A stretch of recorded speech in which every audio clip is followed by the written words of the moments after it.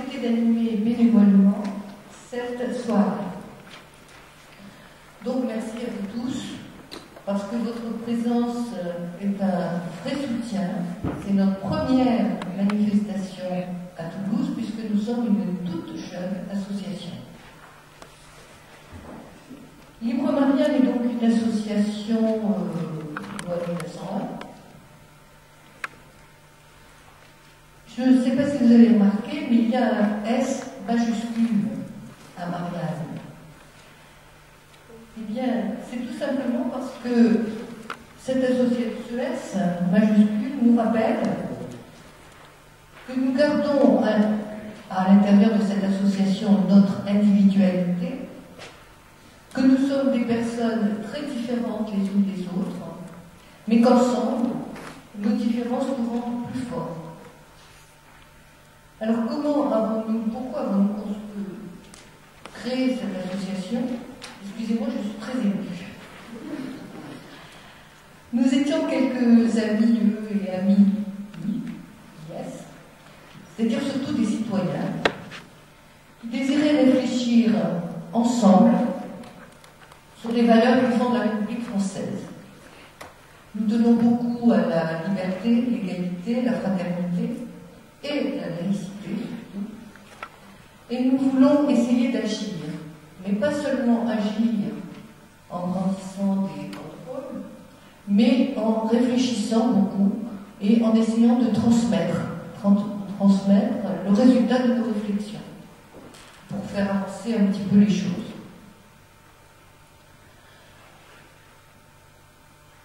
En effet, on croit que ces valeurs sont des acquis définitifs.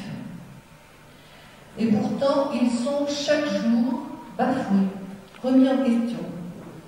Il suffit de regarder le monde autour de nous, le monde que nous allons transmettre à nos enfants et petits-enfants, pour nous rendre compte à quel point il peut y avoir des problèmes.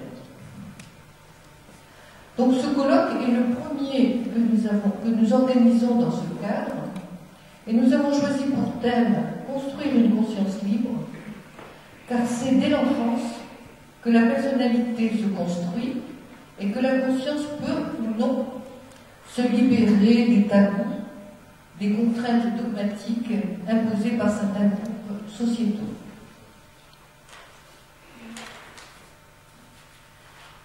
Nos trois intervenants vont répondre à vos questions que j'espère nombreuses, chacune dans son domaine.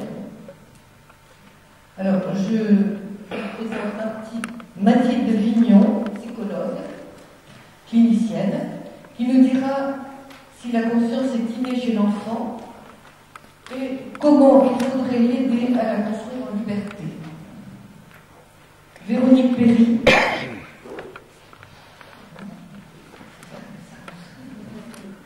docteur en didactique des langues, qui nous apportera un regard très personnel sur la notion de genre, suivant la langue apprise et utilisée.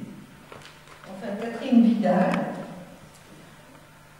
de par sa formation de légiste, nous apportera un éclairage différent sur les sujets qui lui tiennent à cœur, les discriminations de toutes sortes, qui sont souvent le résultat de stéréotypes ancrés par notre éducation.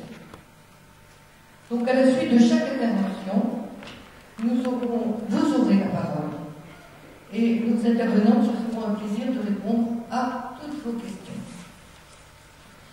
Je nous souhaite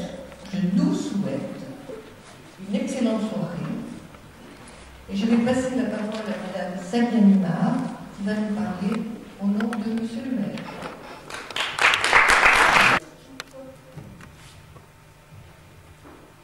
Je souhaite tout d'abord, est-ce que vous m'entendez? Je souhaite tout d'abord, au nom de Pierre Cohen, député maire de Toulouse, vous accueillir ici, dans cette salle commune, et saluer aussi chaleureusement la naissance de l'association Libre Marianne Toulouse. Toulouse est connue pour être terre de lutte féministe des années 70 et jusqu'à nos jours. Plus de 40 ans de lutte contre les inégalités, contre les injustices, contre les discriminations.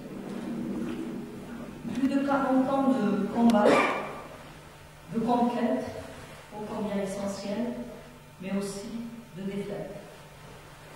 Il y a eu des avancées, mais aussi des reculs, car la violence faite aux femmes est toujours d'actualité, et une femme meurt tous les 2 jours sous le coup de son mari ou de son compagnon. Plus de 40 ans pendant lesquels les femmes, nous les femmes, avons changé les lois, les institutions, et nous avons proposé un autre mode de vie. Cependant, même si le chemin parcouru est remarquable, ce qui nous reste à faire est plus important. Nous devons être vigilantes pour ne pas perdre nos acquis et continuer à nous battre pour tendre vers une véritable égalité. Une égalité dans les salaires, dans les rapports entre les hommes et les femmes, pour l'égalité dans le monde politique, car les réformes des collectivités territoriales portées par l'actuel gouvernement remettent en cause le principe même de la parité. Un grand défi s'impose à nous tous, hommes et femmes, la laïcité. Nous devons nous battre pour la laïcité. Sans elle, aucune femme, aucun homme, aucun pays ne pourra prétendre à la paix, à la liberté et encore moins à l'égalité. Nous devons le faire pour nous et surtout pour les générations futures. Le sujet que vous avez choisi de traiter ce soir est essentiel.